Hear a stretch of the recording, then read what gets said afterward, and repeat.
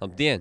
Pagājušajā gadā mēs aktīvi sakojām līdz projektam Latvija – mūsu lielvalsts, kurā mēs secinājām, ka Latvija var lepoties ar saviem ūdens krājumiem. Tuvojoties starptautiskajai ūdensdienai, nolēmām noskaidrot, ko mūsdienu jaunieši zina par Latviju un tās ūdeņiem. Labdien, meitenes! Pavisam drīz starptautiskā ūdensdiena. Ko jūs labi zinat par ūdeni?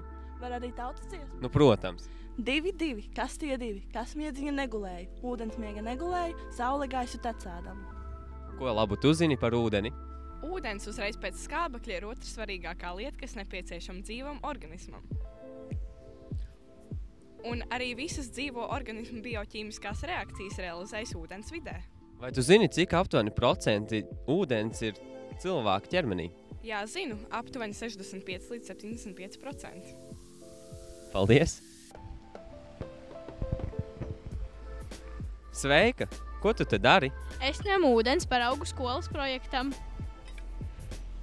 Interesants projekts jums skolā par ūdeni, ja? Jā. Super, un es tā skatos, ka tu neesi viena šodien, tu esi ar draudzenēm, jūs tā kā pierakstat kaut ko par ūdeni.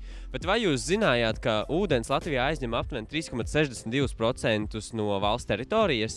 Jā, jo Latvijas robežas garums ir 1836 km, taču jūras robežas garums ir tikai 498. Latvija ir ezeriem bagāta zeme. Valstī ir 2256 ezeri. Latvijas ezeri pārsvarā ir nelieli. Tikai 16 ezeru platība ir lielāka par 1000 hektāriem. Vai jūs zinat, tā kā, kur ir lielākie? Tu noteikti zini. Es zinu, ka lielākos ir jāmin Lubāns, Rāznas ezers, Enguras ezers un Burtnieks. Un dziļāko varbūt tu zini, kurš ir dziļākais Latvijas ezers? Jā, visdziļākais ezers ir Drīdzis.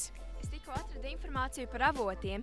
1992. gadā avotu ekspedīcijas rezultātā tika saskaitīti 1756 avoti.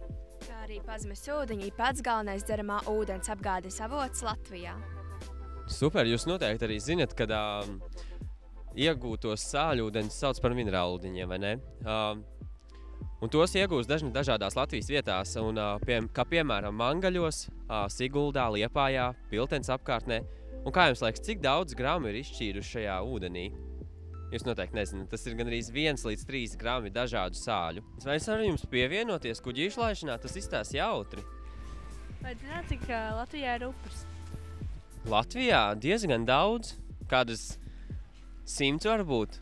Nē, Latvijā ir 12,400 upes. Visa Latvijas teritorija atrodas Baltijas jūras satiksmes baseinā. Cik interesanti. Tu zini, kādas ir lielākās? Lielākās upes ir Daugava, Venta, Lielupe un, protams, garākā un viltīgākā upe ir Gauja. Ko jūs zinat par artēziskajiem ūdeņiem?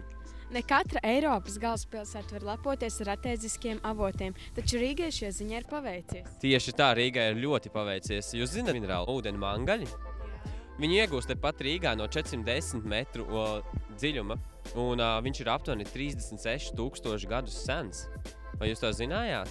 Nē, to es nebiju zinājis, bet tas nozīmē, ka līdz ar to rīdzinieki bez ūdens nepaliks pat lielas avārijas gadījumā. Tieši tā. Labi, jauku jums dienu!